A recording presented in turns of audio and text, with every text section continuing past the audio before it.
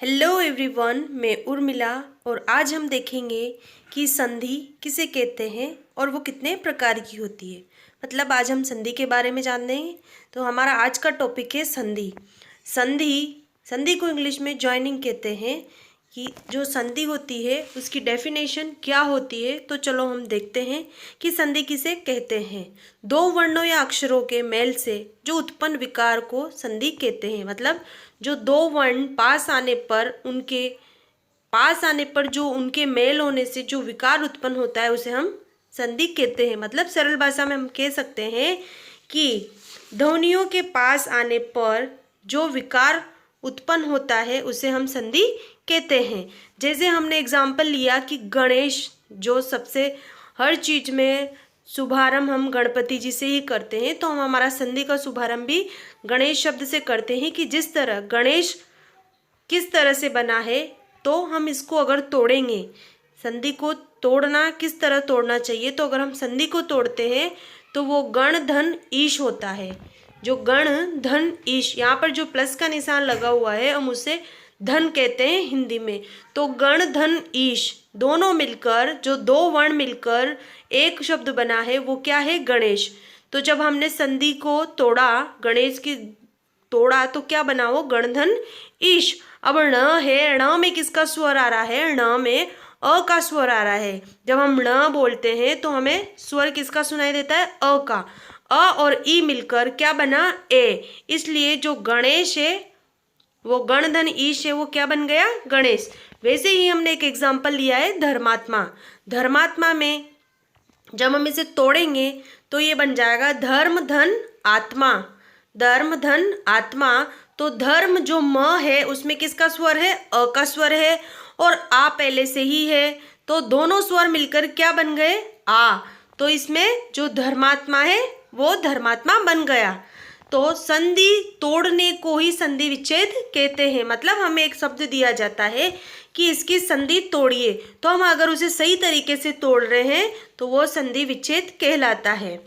जैसे हिमालय का हमें संधि विच्छेद दिया है, तो हम हिमालय को तोड़ेंगे तो हिम धन आल्य।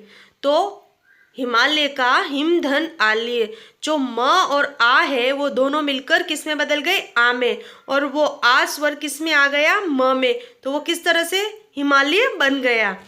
इस तरह से हमारी संधि तोड़ी जाती है। ये हमने कुछ एग्जाम्पल लिए हैं। अब हम जानते हैं कि संधि के प्रकार कितने होते हैं।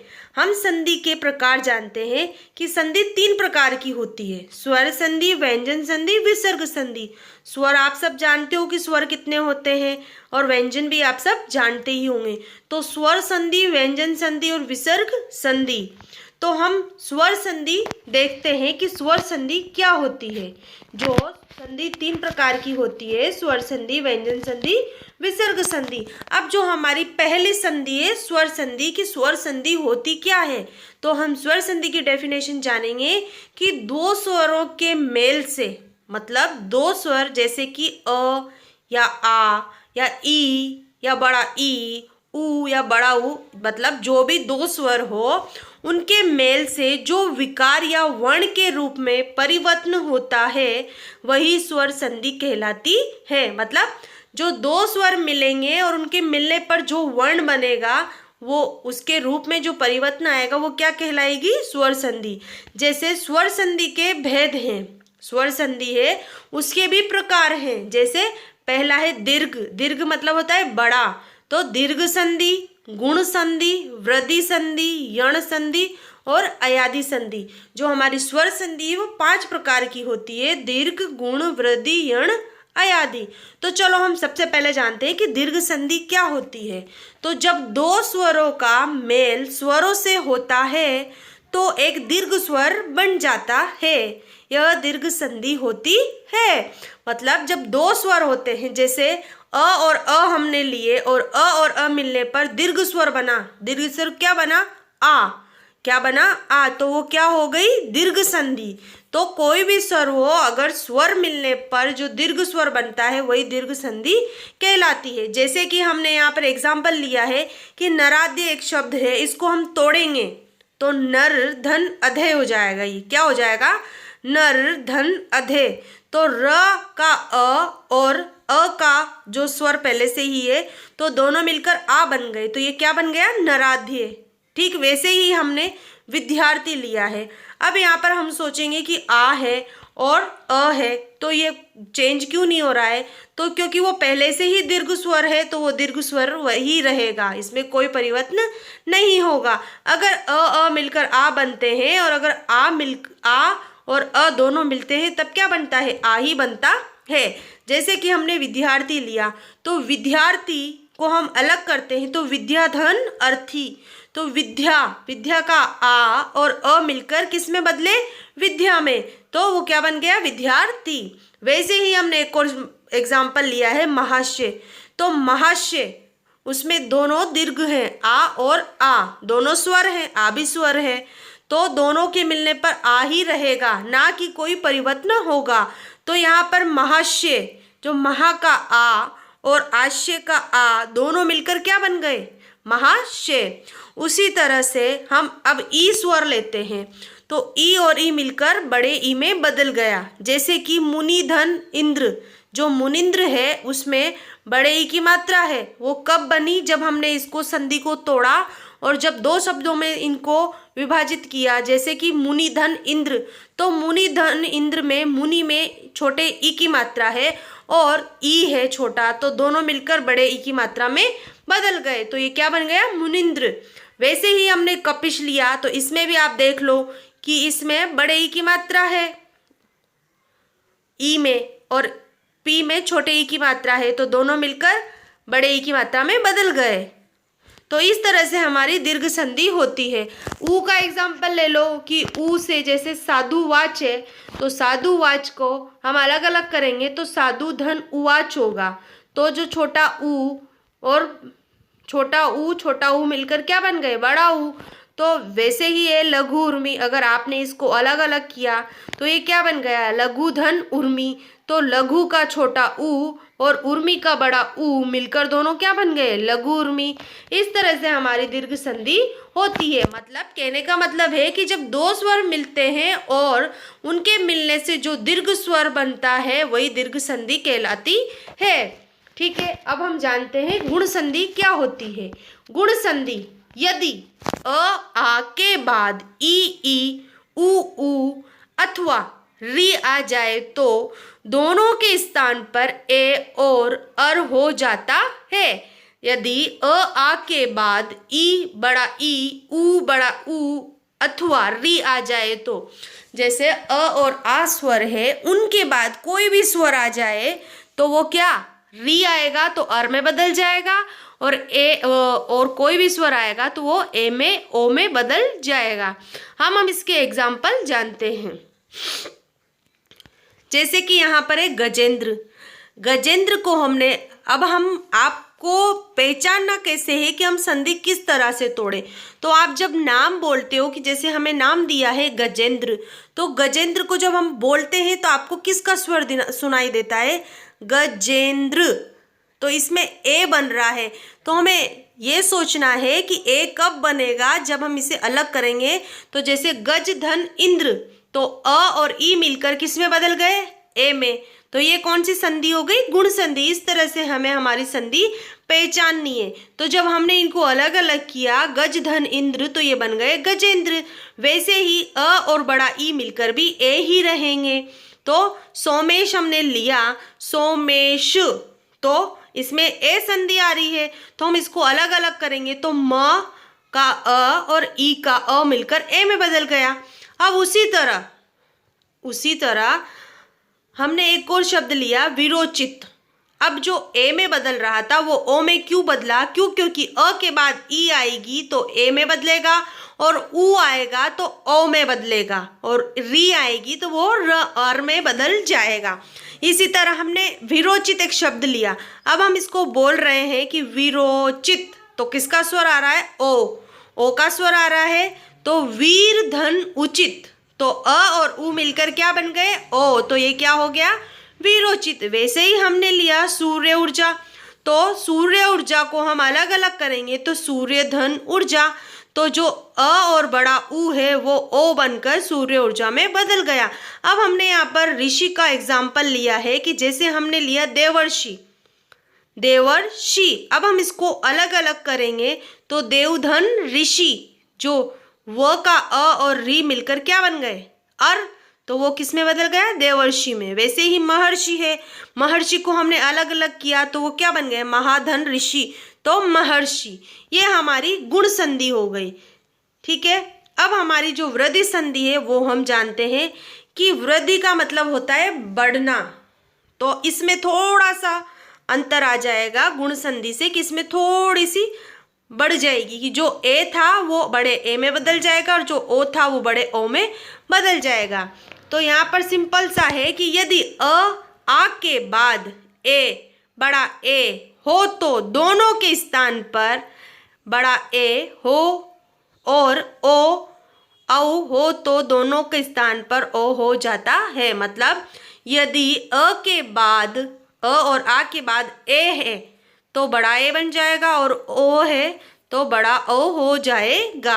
जैसे हमने उदाहरण लिया कि लोकेशना, लोकेशना, तो ये बड़ा ए है। अब हम इसको अलग करेंगे तो लोक धन एषणा, तो अ और ए मिलकर किस में बदल गए, बड़ा ए में। वैसे ही राजेश्वर है तो ये भी इस तरह से राजेश्वर, राजधन ऐश्वर्य मिलकर राजेश्वर में बदल गए। फिर जलोद, जो ओ का उदाहरण है कि जलोद हमने लिया तो उसे हमने अलग अलग किया तो जल धन ओद हो गया। क्या हो गया, जल धन ओद, तो ये किस में बदल गया, जलोद। क्यों, क्योंकि अ और ओ मिलकर किस में बदल गए, बड़े ओ में। वैसे ही वनौषध है तो वनौषध को हमने अलग अलग किया तो वन धन औषध, तो ये क्या किस में बदल गया, अ और बड़ा ओ मिलकर बड़े ओ में बदल गया। ठीक है, यहाँ तक समझ में आ गया कि इसमें थोड़ी सी वृद्धि हो जाएगी कि अगर अ के बाद ए आता है तो वो बड़ा ए में बदल जाता है और ओ आता है तो वो बड़े ओ में बदल जाता है। अब हमारी शुरू होती है यण संधि कि यण संधि क्या होती है। तो यण संधि अगर हम पढ़ते हैं तो उसका जब हम जानते हैं तो वो होती है कि यदि ई बड़ा ई, ऊ बड़ा ऊ अथवा री के स्थान के बाद कोई अन्य स्वर आ जाए, मतलब अन्य स्वर मतलब कोई भी अ या आ, तो उसके स्थान पर जो ई है उसके स्थान पर य और ऊ है उसके स्थान पर व तथा री है उसके स्थान पर र हो जाता है। इसको ध्यान से समझने की जरूरत है कि जो ई और बड़ा ई, ऊ और बड़ा ऊ और री, उसके बाद अन्य स्वर मतलब आ जाए तो उसके स्थान पर जो ई है उसके स्थान पर य, और जहां पर ऊ आता है, ऊ के बाद कोई अन्य स्वर आता है तो वो व, और जो री है उसके स्थान पर र हो जाता है। जैसे हम उदाहरण देखते हैं कि हमने लिया गत्य अवरोध, हमने क्या लिया, गत्य अवरोध। तो गत्य अवरोध को हम तोड़ेंगे तो किस तरह से तोड़ेंगे, गत्य धन अवरोध, तो ये य स्वर आ रहा है बीच में, हमें य व्यंजन दिखाई दे रहा है, तो जो य है उसको हम तोड़ेंगे तो किस हिसाब से तोड़ेंगे कि गति धन अवरोध, तो ई और अ मिलकर क्या बन गया, य। क्यों बना, क्योंकि ई के बाद कोई अन्य स्वर अ आया है तो ये य में बदल गया। इसी तरह हमने दूसरा उदाहरण लिया है व्याकुल।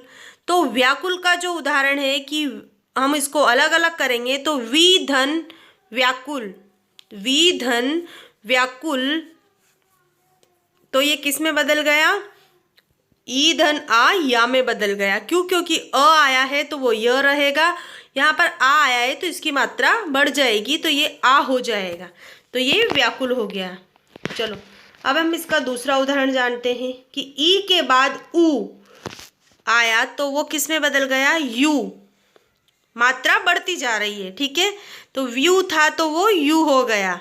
वैसे ही प्रत्येक, ई के बाद ए आया है तो ये में बदल गया, मतलब मात्रा इसकी बढ़ती जा रही है। ई के बाद ए बड़ा ए आया है तो ये बड़े ए में, य बड़ा ये में बदल जाएगा।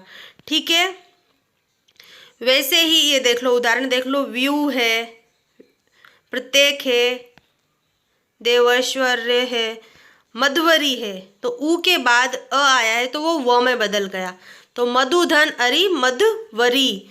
गुरुवादेश, तो गुरुधन आदेश, गुरुवादेश, क्यों? क्योंकि ऊ के बाद अन्य स्वर आ आया है तो वो व में बदल गया। इसी तरह हम री के उदाहरण देखेंगे कि री के बाद अन्य स्वर अ आया है और हमने शब्द लिया है पितृपण, तो हम इसको अलग अलग करेंगे तो वो र में किस तरह से बदलेगा? पितृधन अर्पण पितृपण, ठीक है। पित्रोपदेश, तो पितृधन उपदेश पितृपदेश। पितृक्षा, तो पितृधन इच्छा पितृक्षा। कहने का मतलब ये है कि जब यण संधि में ई और उ और री के बाद कोई अन्य स्वर आए जैसे अ या आ, तो ई के स्थान पर य और उ के स्थान पर व और री के स्थान पर र हो जाता है और शब्दों के हिसाब से मात्राएं बढ़ती जाती है।